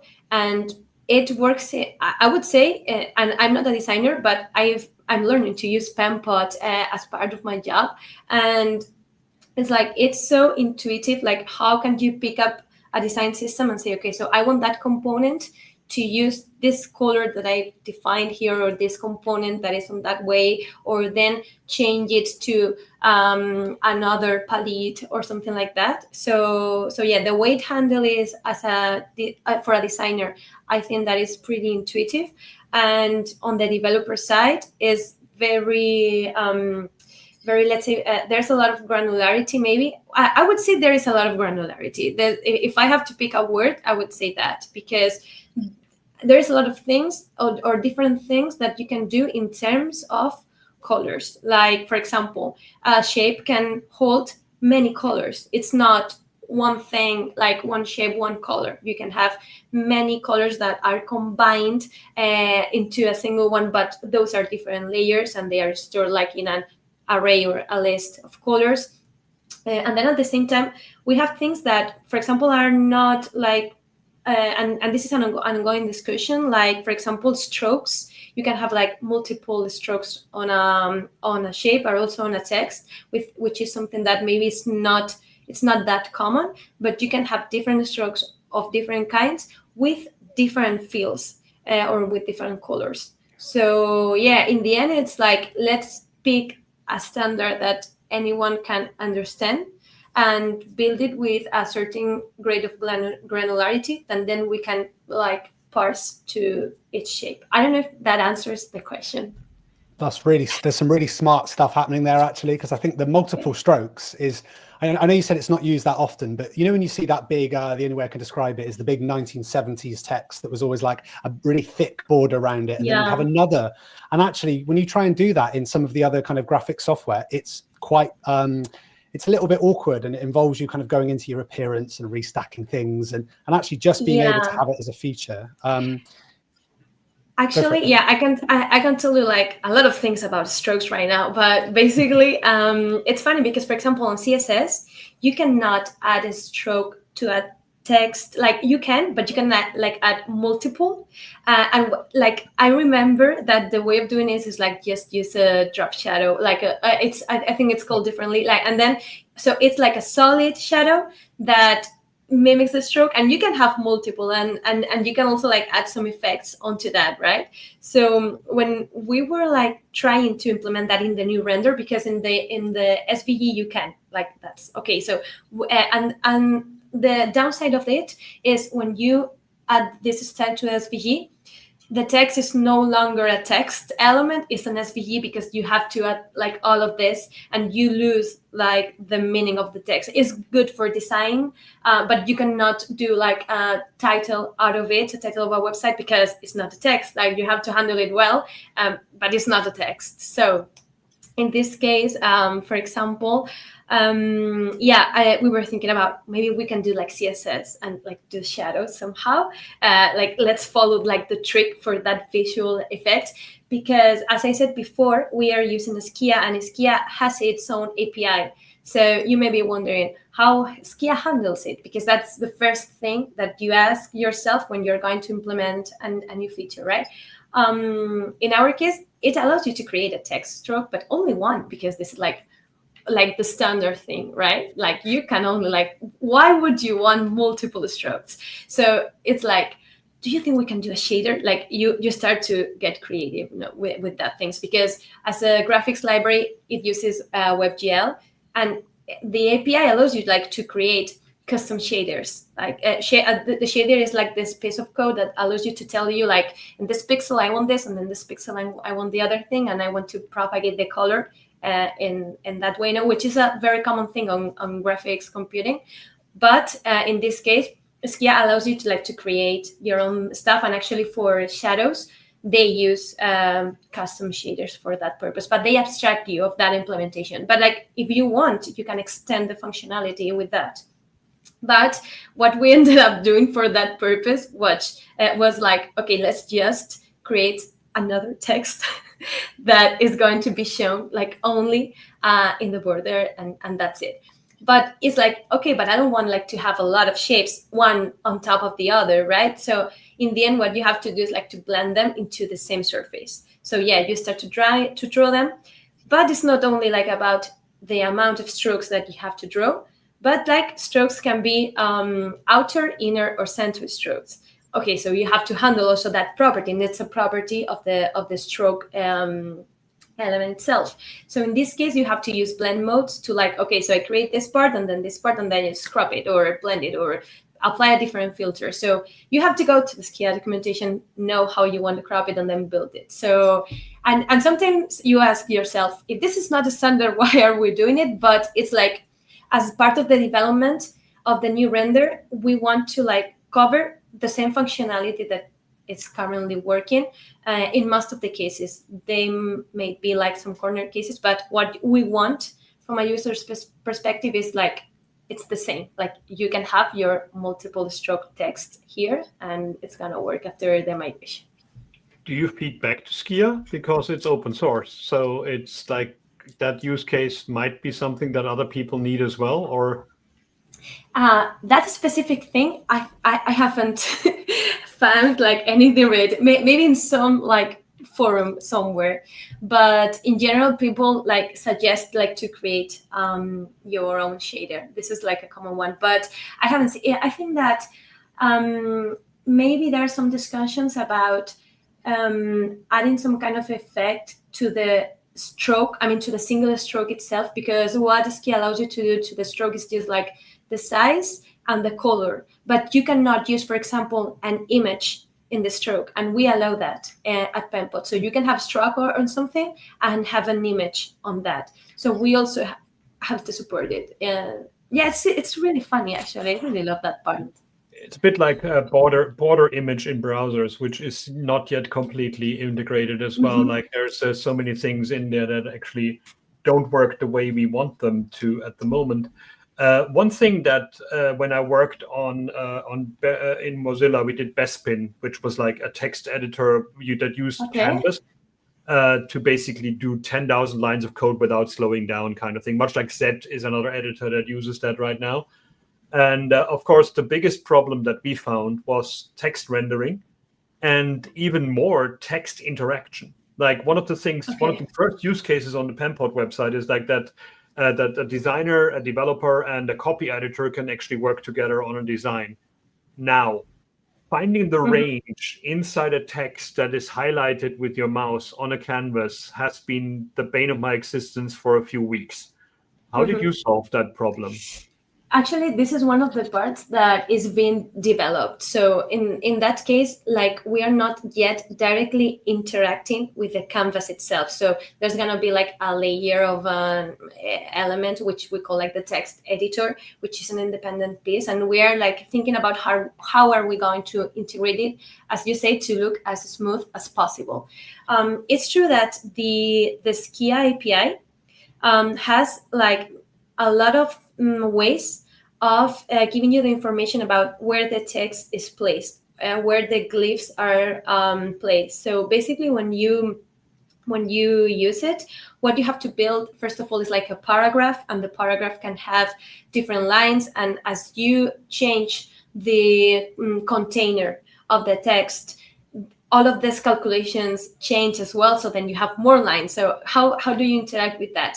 It's true that it gives you like the precise information about where things are placed. Like you can get it like even glyph by glyph. So yeah, that's gonna be a challenge. Yeah, because right now it's like it works as it works in the other render, right? Like there's like an external component that is it's over what you see, so you can interact directly with that, and then this is translated into the render. So this is gonna be a challenge for many reasons, like because of for fonts, like at least Skia does a really good job in here, but we have found like small details that we need to understand better and to tweak a bit, because it's like, for example, when there is an emoji, which is like, well, emojis is like it's a big thing. It's like, how do you calculate like the real width of the emoji, and how, like, where do you place it, how do you select it, as you said, and also because it's true that in this case it depends on the emoji font that you are using, but it's not the same font as the font that you're using for text. So the way of or you can have like multiple fonts in the same text. So like you have to know how to place them all together depending on the part of the text that you are editing. So yeah, it's I don't know how to say it, but it's hard. It's hard. Then you got the difference between emoji on Windows and emoji on Mac. Like there's just, and on Linux, if that's even supported, I don't know. But like it's a really messy thing to do. I mean, I love that people get very excited about emoji, but it's not surprising that most social media platforms come up with their own emoji picker and don't allow you to copy and paste whatever in. Actually, we have a plugin for that, because I mean, we at Penpot there is a plugin API, and people can submit their own plugins and so on. And there is one only for what you have said, like to have an emoji picker, because like this is sometimes like the easier way of doing it. But the real challenge with this, I don't know why emoji are like always like a hot topic, let's say. I think that because we all interact with emoji. But what you have mentioned, so different platforms have their own emoji fonts. And this is like very, it's kind of a personal brand somehow. So they're not going to be, they're not going to get rid of them. There's never going to be like a standard emoji thing. So basically, the current render, it just renders what the browser is. If you're working on Firefox, on Windows, you're going to see one kind of emoji. But if you open it in a different browser with a different operating system, you're going to see something different, right? Because it fallbacks to whatever the browser decides to do. And the browser has been handling this for forever. And it remembers me a bit the IKEA post about it, which explains that a little bit, like the font fallback, right? So in our case, Skia doesn't know anything about the browser or like about the fonts being used or whatever. So what we are doing for now is to just use the no-to-color emoji, which for a lot of people is so ugly. And yeah, I know that for me it's not, but I know I like Neobrutalism, so I just can talk about design. But so basically what Skia allows you to do is like, okay, so this is like the font that I'm going to use primarily, and then you can send different kind of fonts into a stack, and Skia is always going to try to fall back into the font that is going to allow it to render the actual character, the actual glyph, to be more precise, right? So what we do is to put this font at the end. So when there is an emoji, it says, okay, this is the font that I can use for emoji. It means that at some point you can like load the font that you want to render emoji, because it's going to be on top of the node to emoji. So the idea is that since you can like load fonts, you can somehow tweak that, which is something that a lot of people may want. But I can understand also like why, for example, like, well, I know other platforms or other, not platforms, but applications develop their own font emoji only for their application, just to get rid of this, of it, because it's so hard. And actually, this is going to allow us to, for example, in Penpot, you can like export your design into a PDF or into an image. And what it does underneath is what I think that almost I don't know, a lot of people use for that, which is to run a headless browser, to run a Puppeteer. I'm sure that a lot of people have heard of it. A lot of resources use it for web image or PDF rendering. And yeah, the problem with that is that you have to tell that browser, let's say, which is the emoji font it has to use.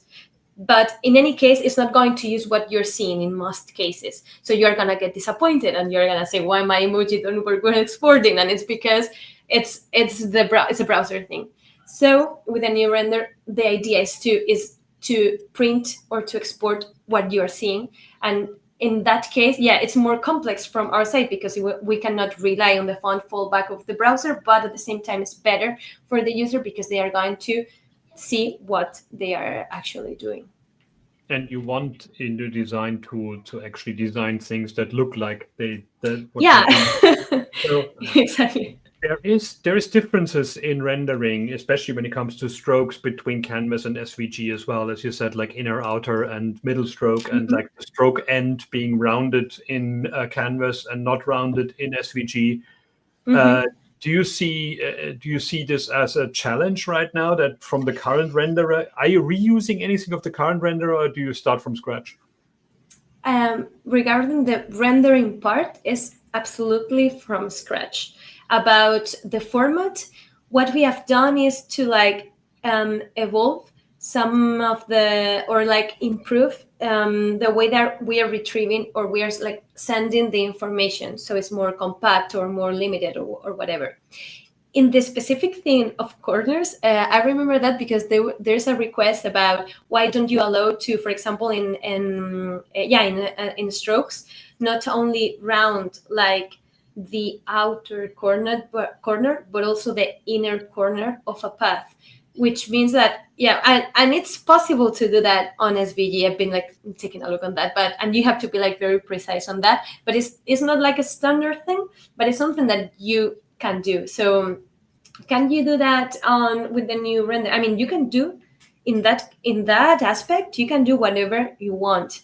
The only problem is like the complexity and the need of doing it. So it's something that a lot of people are requesting. Well, maybe yes or maybe not. It always depends on what they're used to, like if other tools do it, or they just want to try out that and they don't have that feature. So there are things like the caps that you were mentioning that maybe are more like standard, that I want it to end in an arrow or whatever.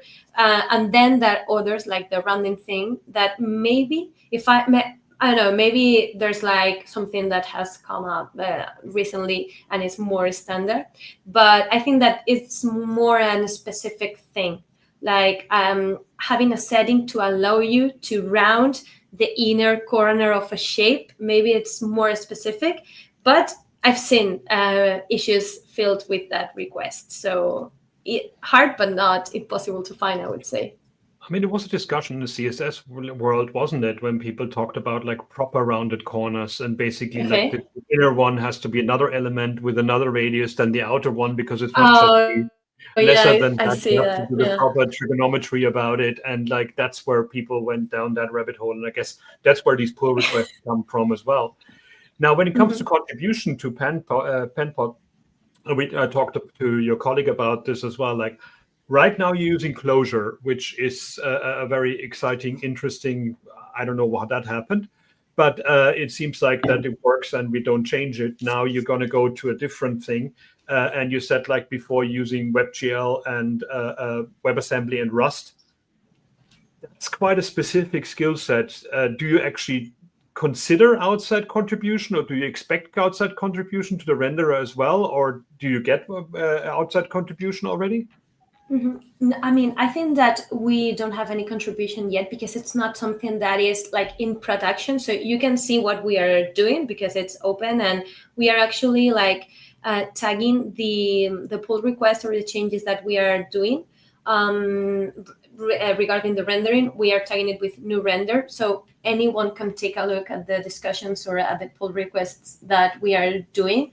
So it's true that it's like too soon for someone like to contribute directly to some specific feature because it's not released yet, but anyone can take a look, or if they are curious, like we're trying to also improve our internal documentation on that project, as it started like with a very, at the beginning it was very experimental, and I really like that approach. I mean, when I entered, like the basic things were already like working, like not everything, for example, we had some strokes, we also, we didn't have text at that time. So, but like the basic structure was done.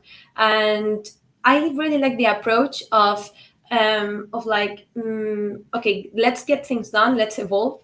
And as soon as we have something that we can like start working from, then let's improve it. Because then you have like something you can see, or that you can touch, you can show to others, you can test. So yeah, for example, at the beginning, we didn't have like a tile rendering system. It happened like when I joined the team, a couple of my teammates started working on that. So it's like, yeah, right now it's more stable, and we are, I mean, the idea is to announce when it can be tested. So if anyone can or want to look at it or do contributions or whatever, I mean, they can always like take a look at our repository, at our pull request, etc. But yeah, it's like, I think it's too early for, I don't know, bug fixes and so on. But if anyone is interested, I welcome them. I love that you're documenting in public as well. That's basically, that's, I mean, that's interesting.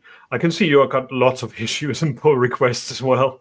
So there's lots of stuff happening there. So that's great to see, because that to me is an open source project that basically gets from the outside things there. And we're going to put these links under the video later on as well, and so you can actually start playing with it as well.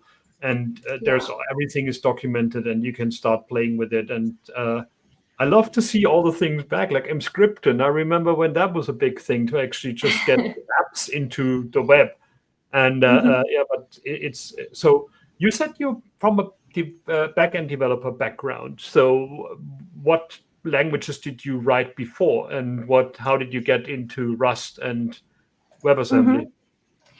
Well, I was working with Python. I was at a company that was doing real-time analytics, so I was basically into Python and SQL for real-time things. So it's like completely different in a lot of ways into that.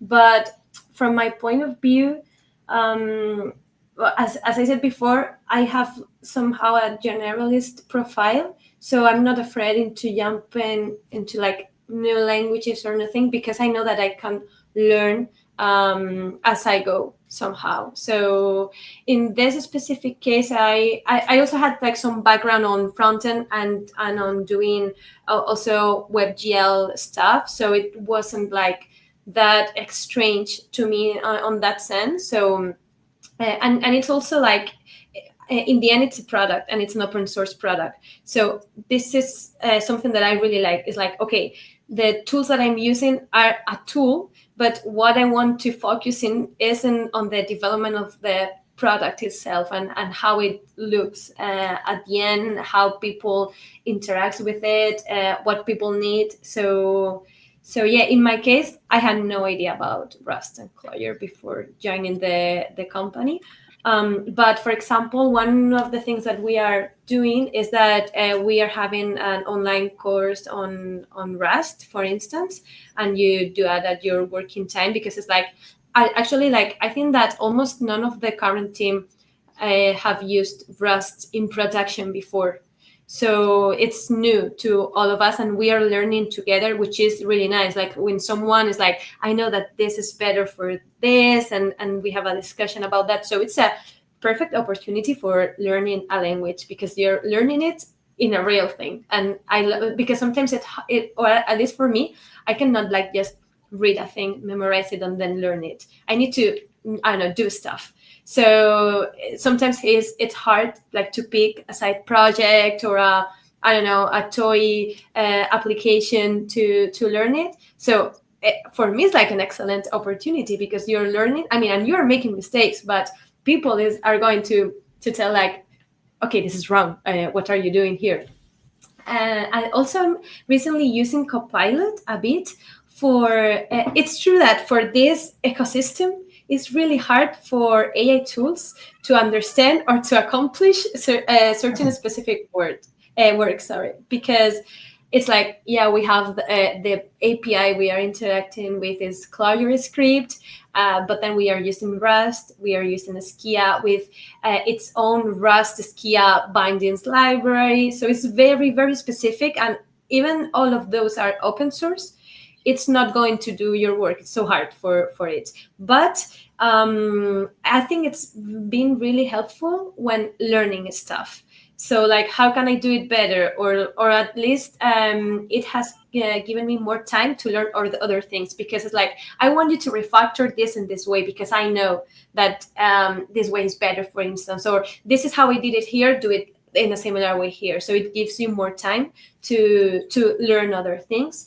And as a learning tool, it's been really helpful. But I think that you have to know what you are doing and what you want to accomplish. Because, I mean, Copilot is not going to tell me how to draw multiple strokes on a text. It had no idea. So this is something that I have to think about, I have to try about, I have to like understand, and that's it. And it's not helpful. Maybe in the future it will be helpful, but at this point it's not at all. But it's kind of a, I don't know, let's say a pair programming mate somehow. Yeah. It's kind of disappointing. I mean, Dan told me yesterday he could vibe code something like Penpot in an hour. Yeah. Maybe. I think I'm interested in how, like, right at the very start, right, you said, I'm not a designer, I can't do design. But, you know, all the way through, we're kind of going back and forth between these two kind of developer languages and then designer languages. I always think about like stroke, and that feels like designer, and then border feels like developer. That's right. You know? That's right. And now that you mention it, yeah, that's totally right. It's like, I'm not a designer, but I know how to use design tools. So maybe the outcome is not perfect because there are some, like, I don't know, like feelings that I don't know. But about the tooling, I like it, and I use it for. I mean, I've been using Inkscape for a long time, which is it's fun because in the open source world they say that Inkscape is the design tool for developers, and I think that I kind of agree because I actually like the Inkscape UI. But yeah, it's like, what's a stroke? What's a fill? What means text styling? If you've been only doing, I don't know, yeah, databases or real-time analytics, maybe you are not that familiar with strokes or drop shadow or with a shader. So yeah. You're a designer, really. I think that's what it is. I tried to use Clojure and I almost had a stroke. That would be one way of actually saying that. Like, that would be one way of getting the circle done. Now, one of the components is, of course, the rendering, and that's something we talked about today as well. And the other bit that actually is a big challenge, I think, in performance of a tool like Penpot is the collaboration. Like, how many people at the same time using the tool? Like, how do you scale that? How do you make sure that, like, if 50 people work on the same design at the same time, it doesn't actually slow down for everybody? I don't like, because it's going to depend also as well on the computer of everyone. I don't know what's the limit of people that can be collaborating at the same time, because I don't know. Sometimes I am myself in different screens collaborating within myself, and it's like 5 Elenas working on a Penpot file, but I don't know what's the limit. I think that the real limitation could be like, because at the end the render, that part is only going to happen on the machine, on the host of the user that is interacting with that. So if someone else is, let's say, painting or working on something that is not visible to you, this is not going to directly affect to your experience because it's not going to be rendered. So it's going to be rendered to the screen of the person that was doing that. The hardest part, I guess, it's synchronization, but that happens in the backend side, and I don't really, for example, know how can impact performance in that sense. But I for what I see is that when you're working with a design, you can see as a designer when the changes that you have done have been updated into the file, because sometimes it can, and it happens quite fast, but you have this feedback which is super useful. And I don't know when was that implemented, but it can happen that design just takes a bit to be saved into the database, and maybe if you refresh before it happens, then you're going to see the other version. You can also like have to get through the previous version and so on, but we have this kind of feedback. So I don't know if with too many people it's something that maybe can take longer, but it shouldn't that much. And at the same time, you have this visual feedback about what is going on. So I said that in terms of rendering, what you're seeing is what is being rendered in your machine. So it shouldn't affect that much in that sense. And I guess the benefit of doing a renderer like that is that you actually have as you said, the JSON object of like the different states all the time and just re-render it rather than just storing a bitmap of the thing. Exactly. I remember PSD files just had like thousands of bitmaps in them, and that's why it became huge. And in this case, it would not be the thing, and Illustrator did it differently. So that's why Illustrator files were always, the AI files were always a lot smaller. I mean, it's a challenge. It's a challenge in any case. So it actually can happen that someone uploads a really huge image, which is something that we are not like explicitly limiting, because in the end, it's not like in a website that maybe you can do this kind of lazy loading and so on, which is something that we are going to add here in terms of like when importing or moving the canvas while rendering the image. But in the end, in your design, we assume that if you load a very high quality image, it's because you want this to be there. Imagine that you want to export it in HTML. I mean, you want to see that. So it's not only a performance thing in terms of how you interact with the design, but how you want the outcome to be, and how you explain that, or you allow the user to do that in the platform. Cool. Well, I mean, we didn't have a tech talk today, but are there tech talks around it already, or are you just too busy writing the thing at the moment that you actually don't have time to actually write slides about it either? I don't, well, not in the short term. You mean about the render or in general? The render, yeah.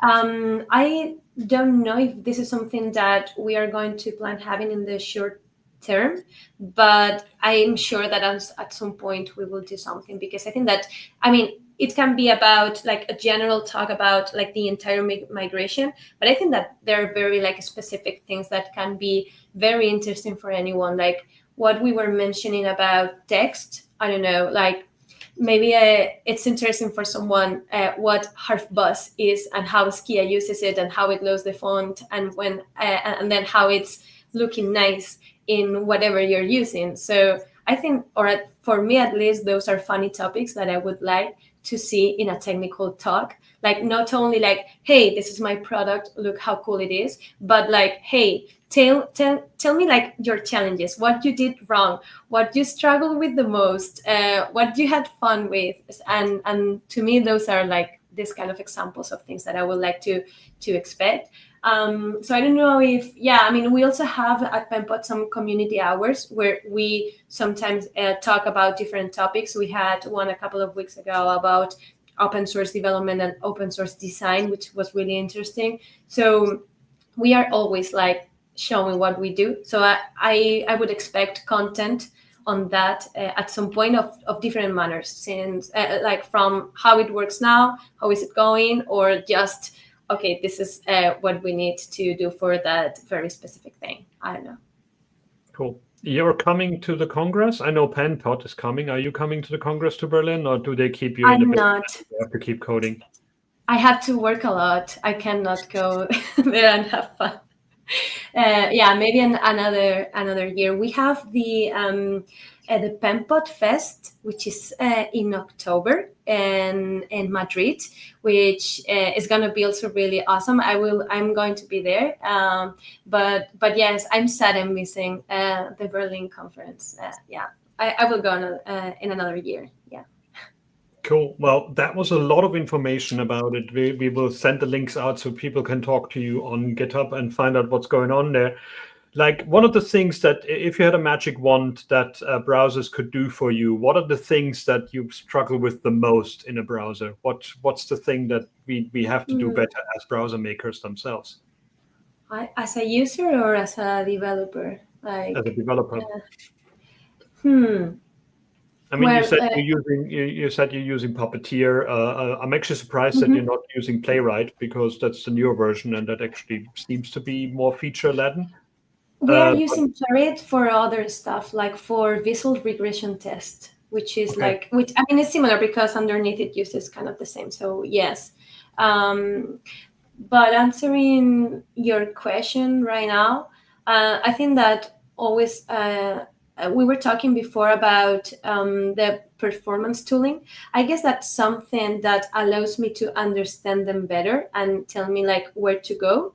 That would be amazing. Like help me a little bit with that, or even like make it more usable somehow, because sometimes it's hard to like, okay, so I open it, then I can like put it out of the, like in another window, but then I have to like select this part. Sometimes for me it's too hard, especially because I think that it's not something that maybe I do every single day. I guess that when you get used to it, it gets easier.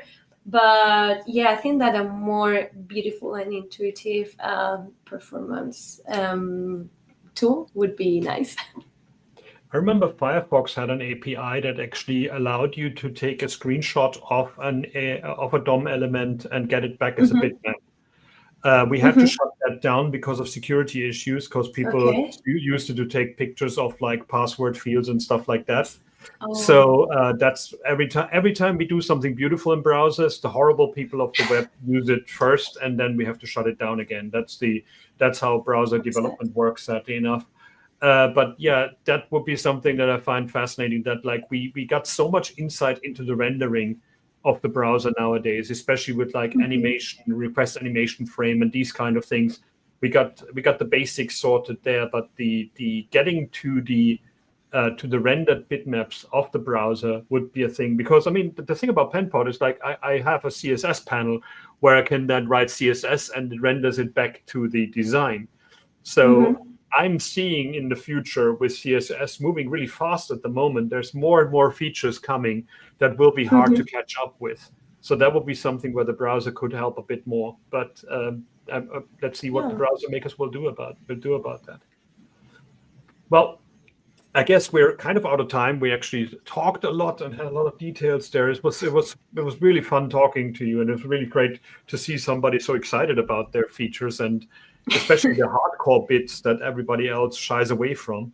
So thanks very much, Elena. Any last words from you? Anything you want from the audience, from Coffee with Developers to help you with? Yes, yeah, I don't know if you're curious about any of the things that we are doing.